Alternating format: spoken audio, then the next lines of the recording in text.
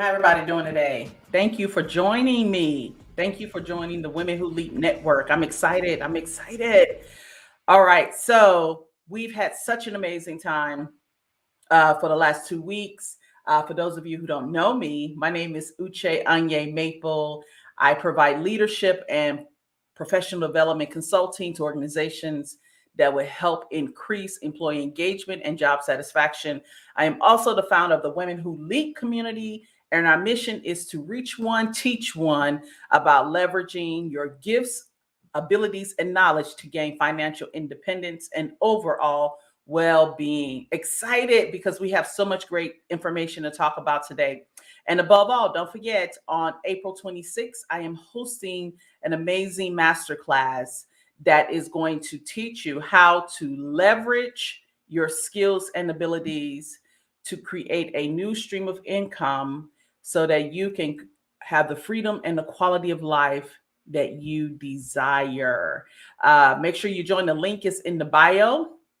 And let's go ahead and get started. So, for the last week and a half, I've been going live, one, to build awareness. So, when people talk about marketing, right, when they say success leaves clues, success always does leave clues, no matter what, right? So, one of the biggest things is that you just want to make sure you pay attention to those who you are following. And if they are in the same industry as you, and that's the industry you're trying to get into, you want to make sure that you are watching how they are moving. What are some of the things they're doing in terms of marketing, and what are they saying? Yes, yes. All right. So what we're talking about today is 3 ways on how to become an authority in your industry. The reason why this is so important is that in anything, and just like everything you do, you want to be seen as the authority in your industry, which allows you to gain credibility in anything that you do, in anything that you are trying to advocate for or influence. You want to be seen as the authority, which simply means as a person who knows what they're talking about. So in 2015, I had went to this amazing conference, which was life-changing for me. And when I saw a lot of women on stage speaking about career development, leadership development, professional development, how to have executive presence, how to influence, I was like, I can do this. And and that was really like the beginning of where I just started speaking at associations and organizations. I started out speaking about my career trajectory, and then it went from, how to have, how to engage with your leadership, how you need to have value, what it means to be, to bring value to the people that you serve, and being able to articulate that in terms of how it's impactful or not, because we understand that you can bring value, but the result is, what was the impact of that? So, and it could be a catch 22, right? Because when you are bringing value, let's say you are doing something new, a new concept, something that has never been done before, and the impact wasn't favorable, you were still able to learn what the results were and to try again. So that's one of the ways, is really through speaking and having people see your voice. And so that was one of the ways that I was using to gain um, expertise in my industry. So here are 3 ways that we're going to talk about today on how to become an authority in your industry. And let me say this too. I'm sorry. So as a person in the STEM field, when I started out in working in the first 5 years of my career, it was a combination of things that I was doing. So I started out working in manufacturing. Awesome. Because the manufacturing floor does not close. To me, manufacturing is such a great way on how to start any and every engineering job. But I digress. But one of the things that I saw early in my career was that as I was learning about the manufacturing world, I was also involved with doing a lot of diversity, equity, and inclusion activities.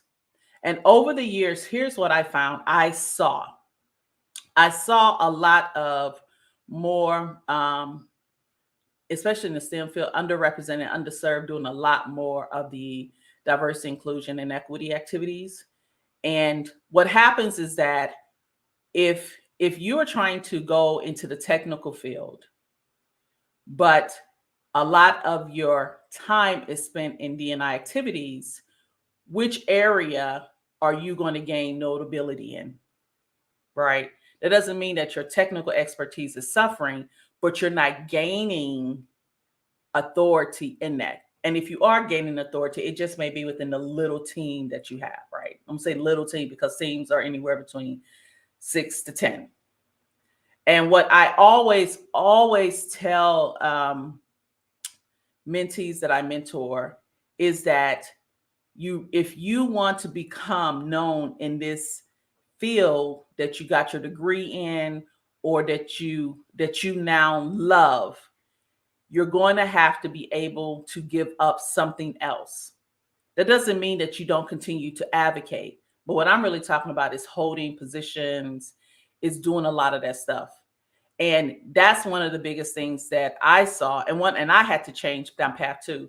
To probably around year 5, I started focusing more of my technical knowledge and gaining that information and becoming like the requirements lead, requirements engineer, requirements me, systems engineering, all of that. I started focusing more on that because that's what I wanted to be known for.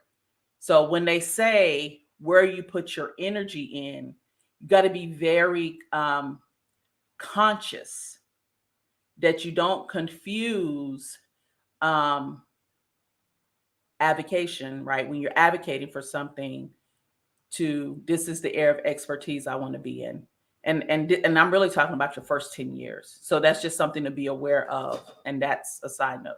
So, all right. So again, we're talking about 3 ways to become an authority in your industry. The first one is to gain expertise in your industry. So what that means is that to become an authority in your field, you need to have a deep understanding of your industry. What is your industry? A lot of times people don't know that. Like, what is your industry that you're in? If you're, as an aspiring entrepreneur, what's the industry are you in? So for me, the industry is training and coaching. What industry are you trying to get into? E-commerce, uh, digital content creator, influencer? Like, what is it?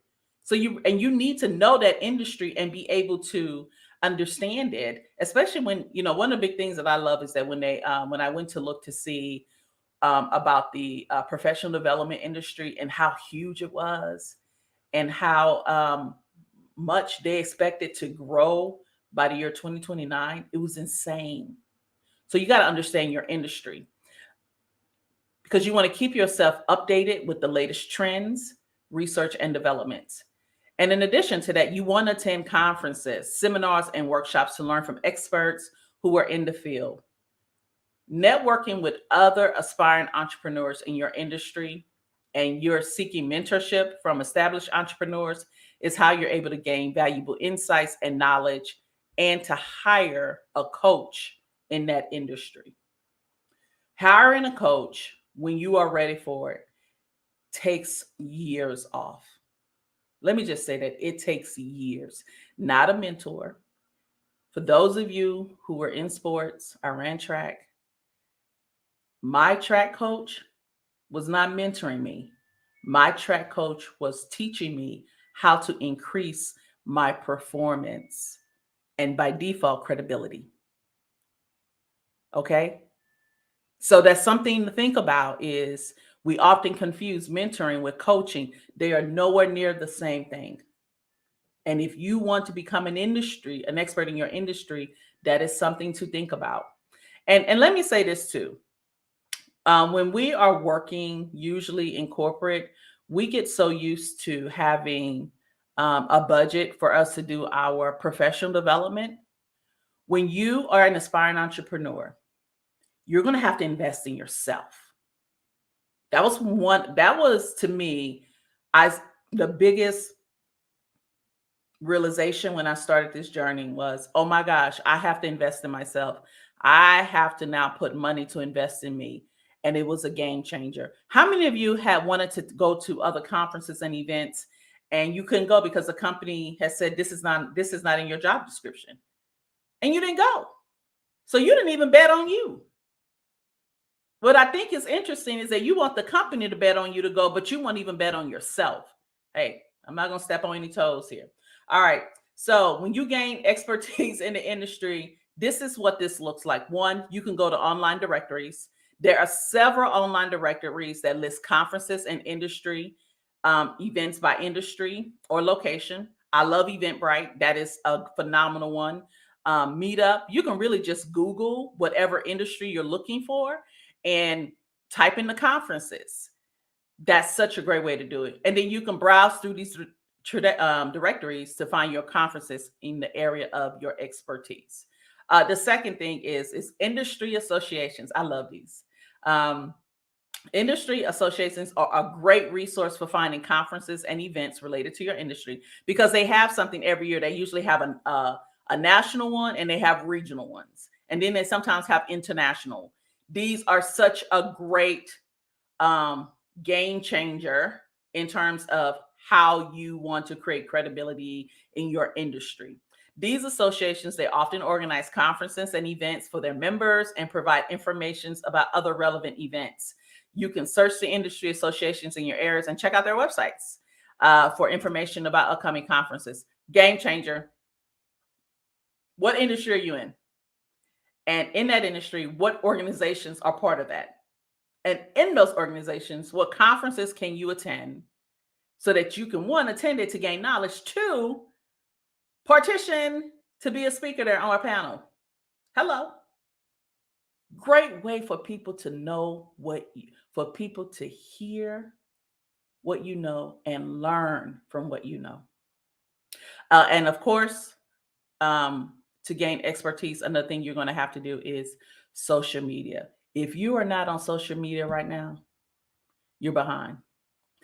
You got to start using social media to your benefit.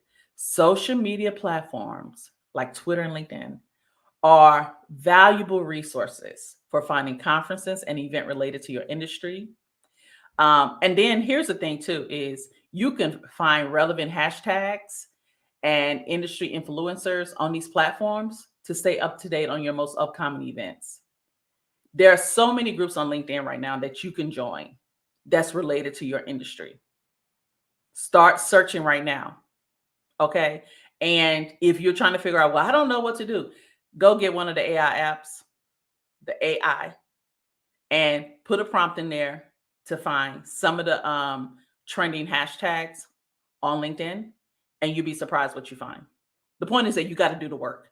You can't just sit there expecting something to happen. You have to do the work. The second way on how to become an authority in your industry is to publish content. I always tell anyone that I coach or mentor is that another great way is to publish content.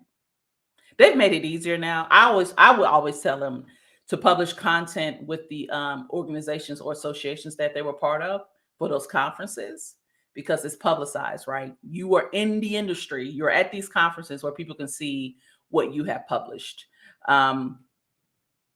And then, of course, you can do, especially on LinkedIn, you can definitely do newsletters or you can post articles. You can start your own blog where you share your thoughts, opinions, and expertise. You can also create videos, podcasts, and webinars. Selfish plug, the masterclass is April 26th. Make sure you join because you want to learn how to create revenue by simply leveraging your skills and abilities. But it allows you to share your knowledge to a wider audience. And consistently producing high quality content can help you build a following and establish yourself as a thought leader in your field. For the last week and a half, if you think about it, it's just been gradual on all the different steps that you need to make in order for you to really become an authority in your industry as you are beginning to be an entrepreneur. especially leveraging the skills that you already have, which makes it so much easier, right? Because whatever skills that you have, if you're in HR, the best organization, right? Society of um, Human Resources. I don't know the name of it, but that's a great organization, right? Any HR organizations, become a member of that. Start speaking at that. They have so many amazing conferences. So the third way is to build a strong online social media presence. I talked about this earlier.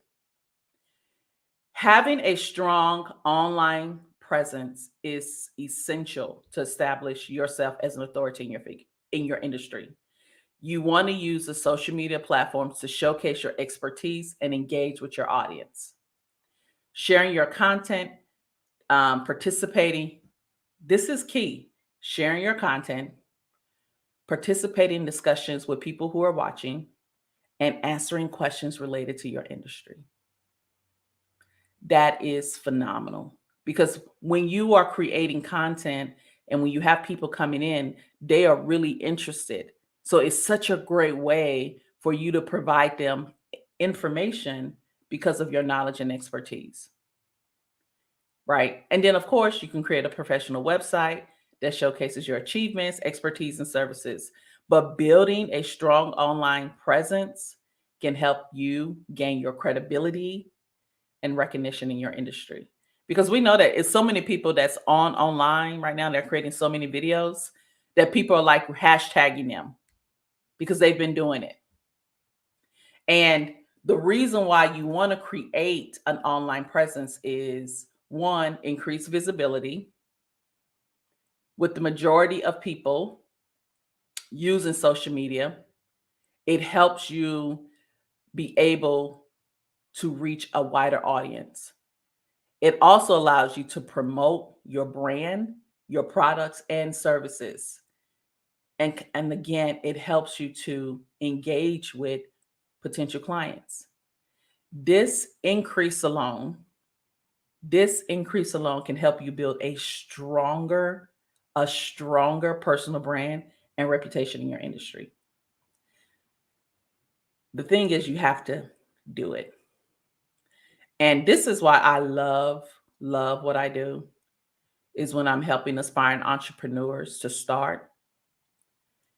They know what to do, or they know they have maybe the first step. They just don't know how to start it. Which is why I created one, the masterclass to get you exposure to it, but two, the business growth accelerator for new businesses, which is a 6-week program. It's so that you can start. We have a lot of people who are either creatives or people who can execute. If you are creative, it is difficult for you to execute. It's difficult for you to execute because you just don't have the framework, the process on how to do it. There is always a method to get where you need to go. You just have to believe it and you have to continue to repeat it so that it's become so familiar you are doing it all the time. Oftentimes people just don't want to execute. Oh, I just don't want to. It's too much work. Oh my gosh, you tell me I got to do this, this, this, this. Yes. And it can be overwhelming and therefore you're paralyzed. And what I am suggesting and telling you is that as long as you have a process to do something, you can repeat it over and over again and you can get great results because you can tweak it and say, this worked for me, this did not. But if you do nothing, you get nothing. Yes, yes. That makes sense, everybody? Yes, yes. That makes sense? Okay. So the second thing is that you will get better customer engagement. Social media allows aspiring entrepreneurs to engage with their audience, answer questions, and provide them with valuable information real time. So you don't have to wait. How many of us, when we know we have questions, we write it down on the paper and then we got to wait till the person get in and we're like, oh my gosh. But now it's instantaneous, right? Because when you are online going live, people can ask you questions right then and there. And it's phenomenal because it's that way you can have two-way communication. We can help you build trust and credibility with potential customers and clients. And then you can gain feedback on your products and services real time. To me, that is such a win-win. On in our Turo business, when the client finish using our cars, right then and there, they can give us a great rating. And if there is let's say they don't give you a good rating, you can message them and ask them, what can I improve on? And they can give you feedback instantly. It's such a great way, but you just have to be present, and you got to be willing to increase your customer engagement, because by doing that, it increases loyalty and potentially more sales. And we all want more sales. The third thing is, because it is such cost-effective marketing. Do you know how much money these big companies spent before social media? A lot. Millions. And now you have these social media platforms that provide you with a cost-effective way to market your business, because the majority of them are free or low-cost advertising options, which can help you reach a larger audience without spending a lot of money. And what I love about social media is that these platforms is that you can now look at the analytics, which tells you if your content is engaging or not, which shows you the traffic, and it tells you how effective your campaigns are. And then you are able to adjust your strategies accordingly. Yes. So these are three ways. These are just three ways on how to become an authority in your industry. Question I'm going to ask you is, which one do you think you're going to start? Well, here's one suggestion.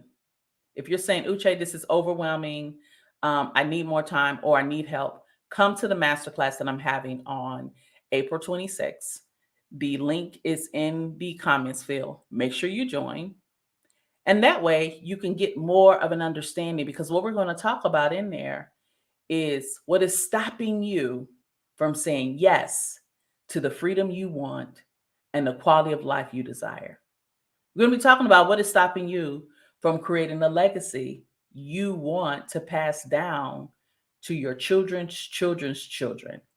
We're going to talk about what it means to have wealth.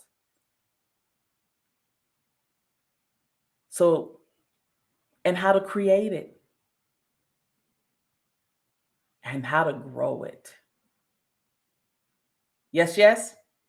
All right, everyone. Until next time. Again, I'll be here tomorrow at 3:00. My name is Uche Maple. Keep moving, keep striving, and keep breaking boundaries. See you tomorrow.